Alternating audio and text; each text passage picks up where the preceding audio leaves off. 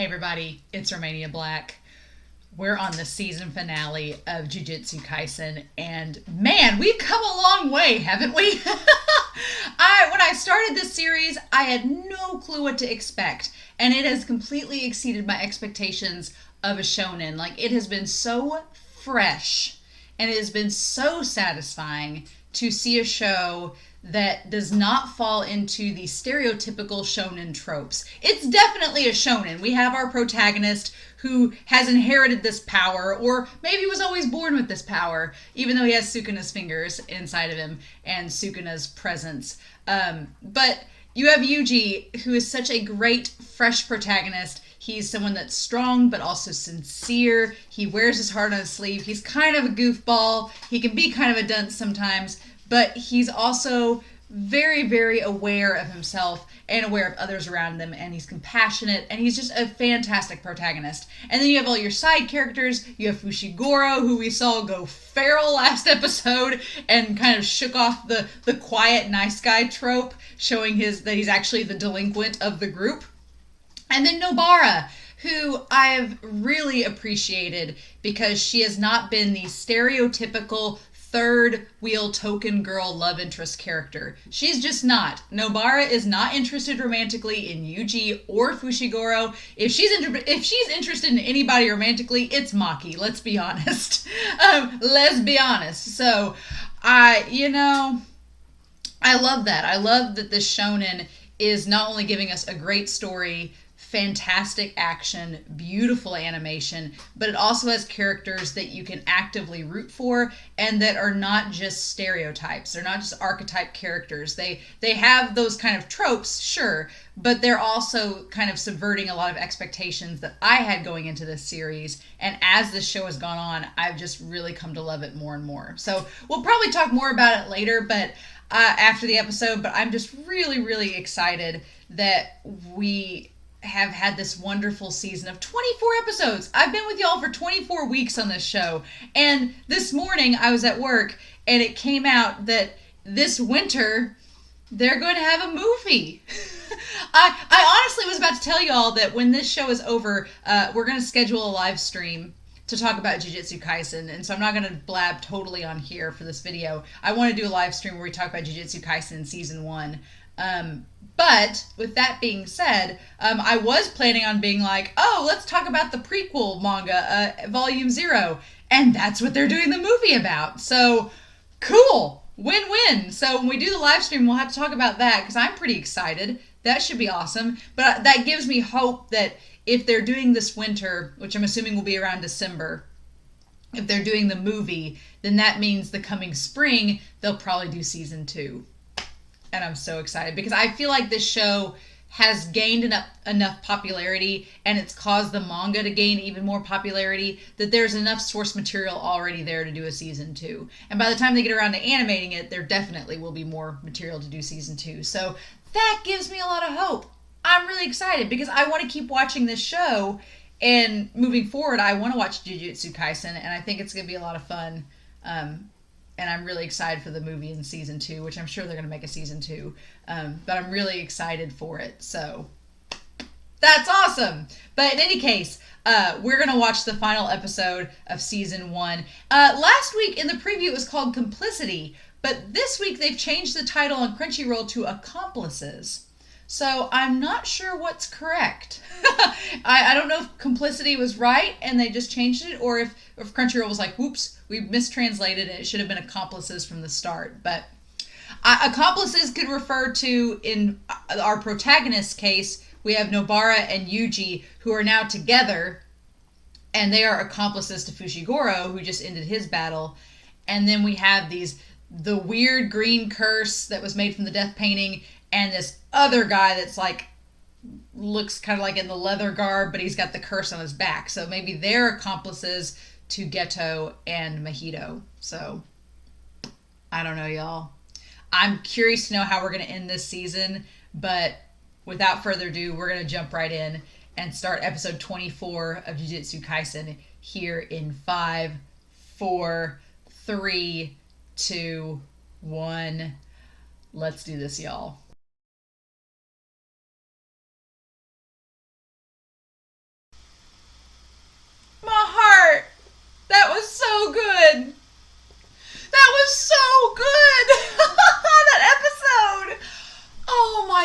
you guys, I feel like it went by. There was just so much there at the end that was extra that I need to go back and just oh my gosh.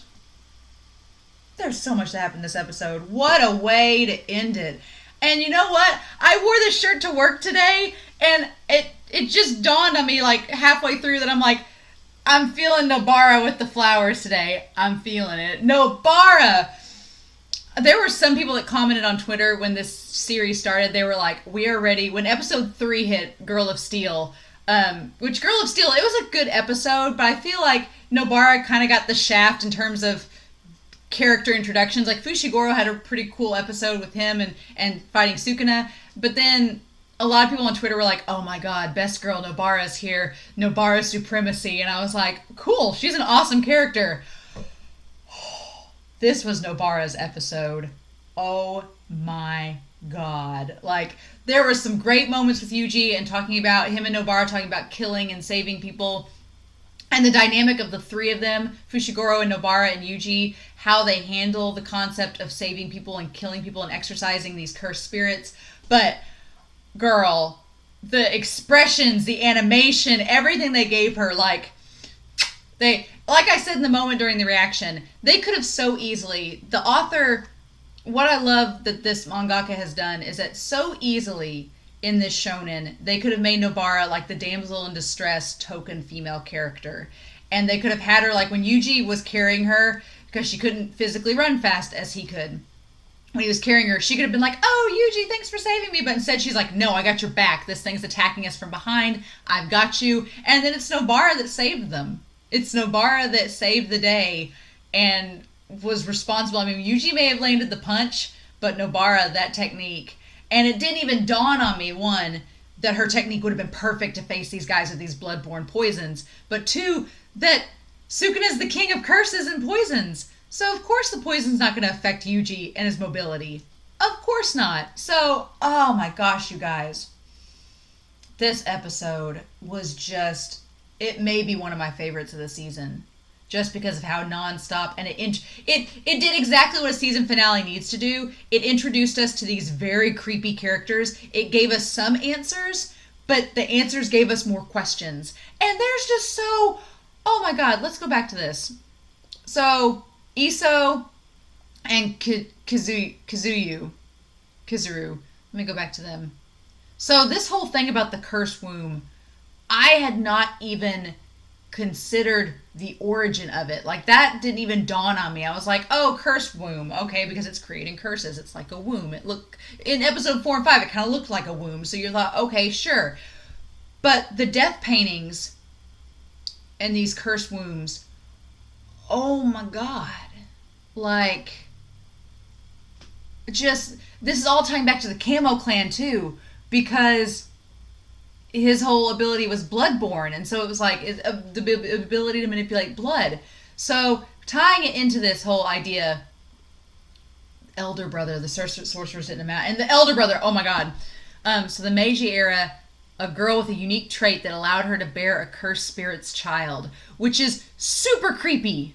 A cursed spirit's child, which that gets into all kinds of storytelling things with this, because we've had the whole deal with Yuji being like, Gojo's like, oh, once in 1,000 years a vessel like you comes along, and he's so easily able to manipulate and hold Sukuna's, powers. So I'm like, and we know nothing about his parents. So I'm like, where I said, like, way back in episode like 2 or 3, I was like, I wonder if his family is going to come into play with this. And now this episode has me thinking like, okay, this woman has the ability to conceive a child with a curse. That's creepy.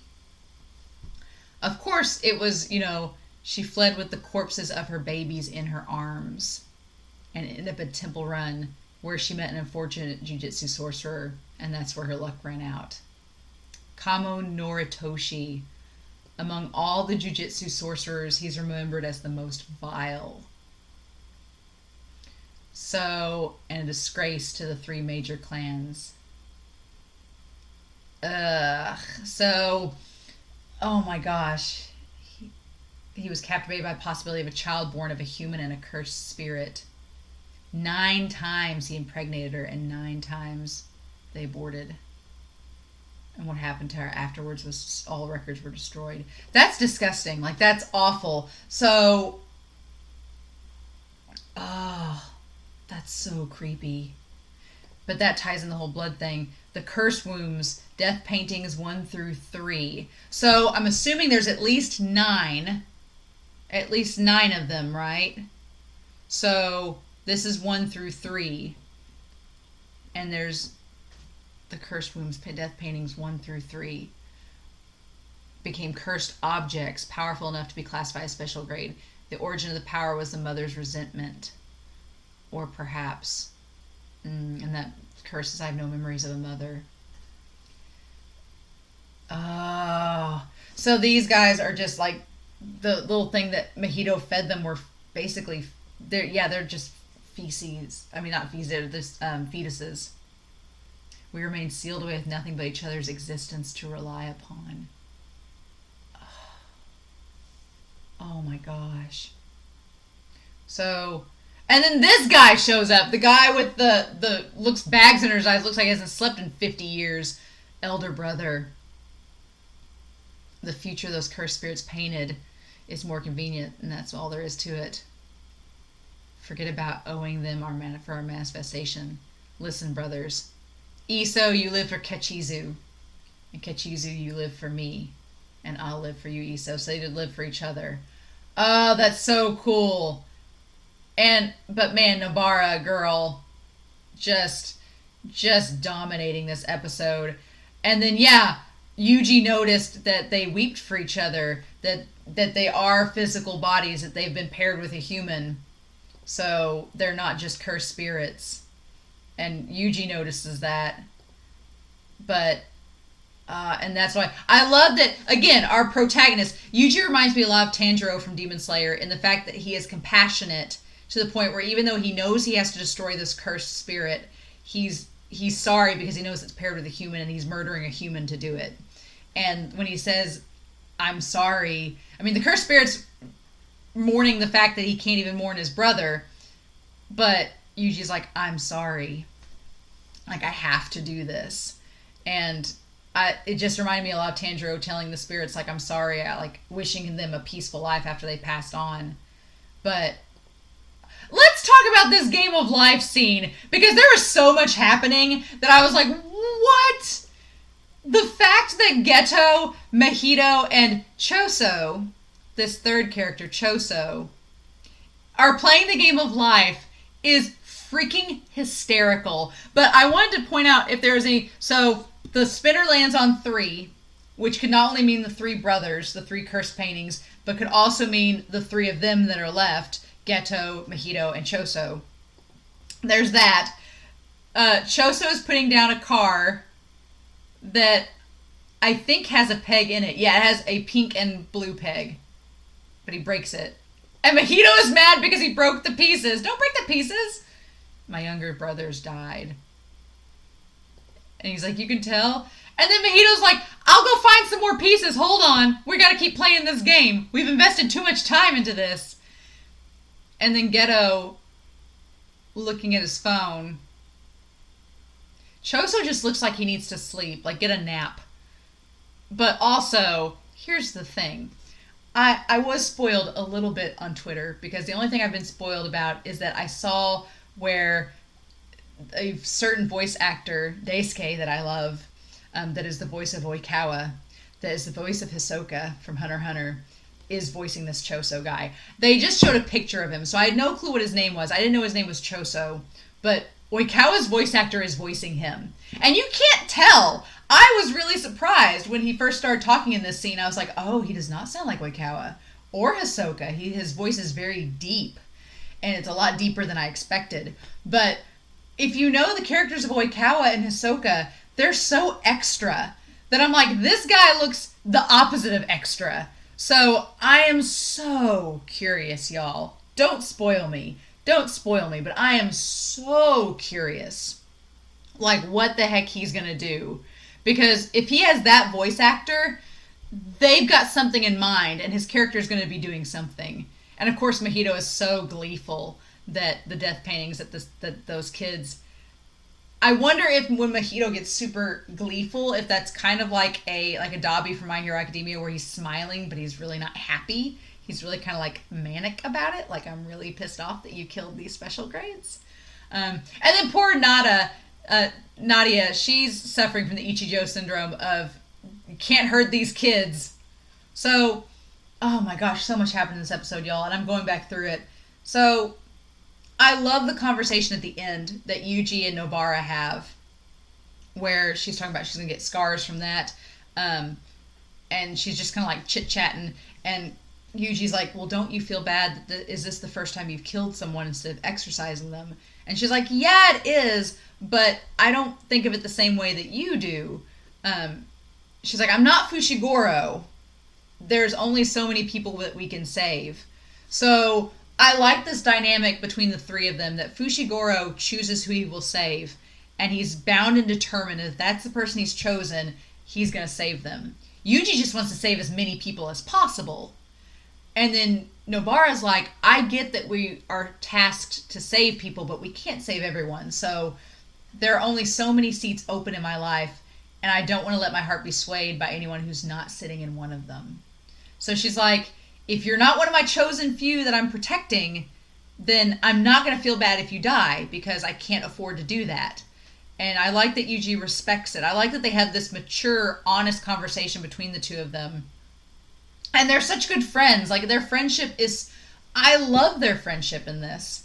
And they're able to talk about, you know, the whole aftermath. And he's like, I saw them cry. And he's like, I felt that, and it hurt. And she's like, I get it.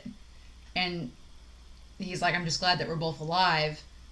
But, you know, there were tears shed over the lives that I ended. It's like, oh, that's so good. That's such good storytelling and such good character building between them. Like, I absolutely love it. And then we cut to the shot of him crying, Aso, crying for Kizaru. It's masterful, y'all, and I love it so much. And of course, I like that Nobara and Yuji are such good friends, but they also kind of share a brain cell. And Fushiguro's like, I have to deal with both of you. And then I like that Fushiguro's like, I don't want you to eat the finger, Yuji, because we don't know how much you can handle. And Yuji wasn't going to, but of course the hand, we forget the mouth can manifest anywhere, and Sukuna's like, nope, yoink. I've been absent most of the second half of the season, but I'm going to come in for the win right here at the end.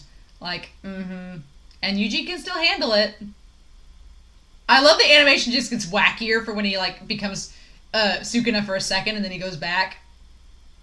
Yeah, he hardly did any work. But, so how many fingers is that now? It's an extra one. Urahime looks friggin' boss in her overalls out there on the city. I love her design. I wanted to kind of do a close-up of Fushiguro's phone, of what he's doing. That he's doing a payment, so he pays Mei-san.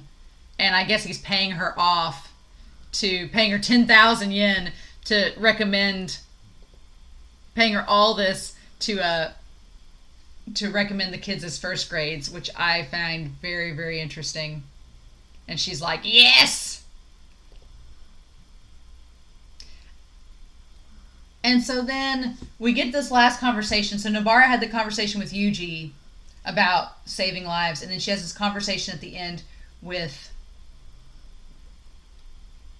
Nobara and Fushiguro, and Fushiguro says, don't talk about them resonating with Itadori.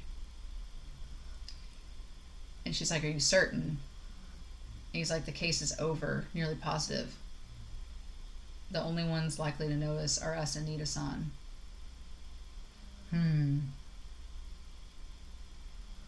Was the trigger. Yeah, so Fushiguro doesn't want Yuji to feel bad. Doesn't want him to feel bad about it all, because it's really the implication that I'm getting is that all of this is because of Yuji, that this is all being activated. And she's like, don't tell him. And she's like, I won't say anything. And meanwhile, I like that. So Nobara and Fushiguro are like, we can't make Yuji feel any worse than he already is about all of this, because we know that Yuji wears his heart on his sleeve and he feels this compassion for these cursed spirits that he's killed. And so Fushiguro's like, in consideration of him, let's not talk about it anymore. Meanwhile, Sukuna's like, you caused all this. Like, he's like, you're the one responsible. And he's just like, now I'm slowly going to gain my power. You're going to save people? Oh, not on my watch. And I like that Yuji's just so done. And he's like, and I like this. He says, people are going to die on your watch. And Yuji's like, don't say that to Fushiguro. Because we flash back to Curse Womb. He's like, what are you going to do when someone you saved kills someone else? He's like, don't you dare say it to Fushiguro. I love that. So even though they're all best friends, they're all being considerate of one another and keeping these harsh truths from one another because they don't want to make any of them feel worse than they already do. That's just, and then Maki and Panda and Inumaki training, and then of course Toto and Mei are the ones recommending the people to be first grade sorcerers. I love it. And at the very end, we get our group all shopping together. I love that Nobara makes Yuji carry all the bags, all the shopping bags. She's like, carry it, friend, servant, whatever you are. And Fushiguro's like, I'm not carrying this.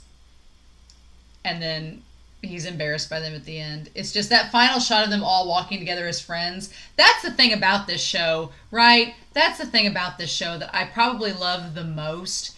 And that is that it's their friendship. Like, it's hard for me to ship in this show, to be honest.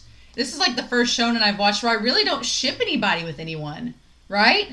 I mean, if I had to ship someone, I mean, we can talk about this in the live chat about shipping, but I don't really ship anybody in this show because that's not the point, right? There's enough going on. You don't have time for that, right? There's not time to be like, oh, these characters are lovey-dovey with each other. It's like, nope, we got stuff to do. And I just love the friendship between the three of them.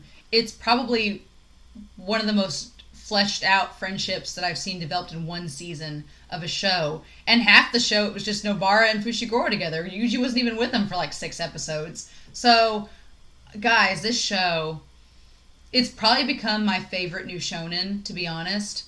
And I absolutely love it.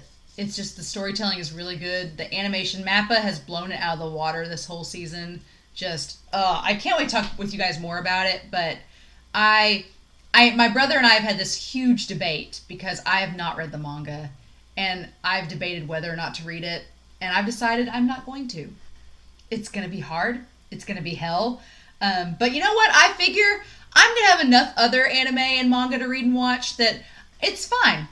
It's fine. I'm reading other shonen at the same time. I'm reading My Hero Academia. I'm reading One Piece. I've got like 4 or 5 other manga that I'm reading each week. It's enough to take up my time, so I'm not going to read it for now. Because going into this show and being completely surprised, like this episode being totally surprised with what happens, I love that. It's such a good feeling to go into a shonen and have no clue what to expect. So I'm going to stick with that. It's going to be hard. And when we do the chat next week, I'm probably going to, or whenever we do the chat, I'll have it down below in the comments when we're doing the chat for it. I'm probably going to have to find a way for y'all not to spoil me, because I don't want to be spoiled.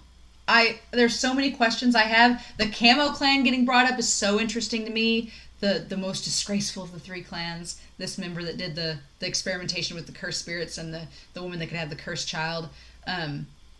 The Camo clan's being brought into play. Fushiguro is still being brought into play. Yuji and Sukuna being brought into play. Nobara's ability. Gojo still got stuff planned and going on. He's trying to figure out who the traitor is. Mahito, Geto, and this Choso guy, they're all plotting wherever that's going to lead. We still haven't seen Yuta. Yuta was in the OP, so I figured that since he was, we were going to see him. But I've been told, this isn't really a spoiler because you can see it on the cover of Volume 0, but Volume 0 is about Yuta.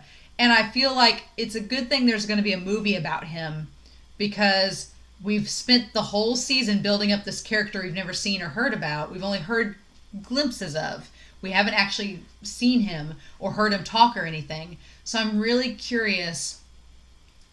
How the movie is going to handle that and what it's going to be about. But, oh, you guys. So, next week's going to be a new show. I can't believe it. A new show is taking JuJutsu Kaisen's place for now. But yeah, I'm going to react to the movie, obviously. And then I'm so certain they're going to do a season 2. They have to. This show, it's too good not to. And there's too much source material not to go ahead and do a second season. But this season left off at a very good place. Like at a nice... It didn't feel like the ending of a show, but it felt like okay, we're going to take a break. They're getting ready to go on a new top secret mission, which I'm sure is the Shibuya thing that was talked about the last couple episodes. So I'm sure that when season 2 starts up, it's going to start back with Gojo, the whole special grade 1 recommendations, all of that. I'm so excited. Oh, guys. I could gush about this show, but we'll have a live stream to talk about it, so that's when we can do that, right? So, in the meantime, new show starts next week. We'll be doing a live stream for JuJutsu Kaisen, the end of the series. It'll be on here soon. I've got down in the comments below when that's going to be. And then, starting a new show next week. I'm pretty excited, y'all. I can't wait. But in the meantime, I hope you all have a wonderful week. Please stay safe. Thank you for joining me on this journey with JuJutsu Kaisen. It's only just starting. We've still got a movie and hopefully a second season to go. But I'm so hyped, y'all. I hope you've enjoyed this. Now it's time to go back and rewatch, right? But in the meantime, I hope y'all have a wonderful week. Stay safe, and I'll be back soon with more reactions and more JuJutsu Kaisen. Bye.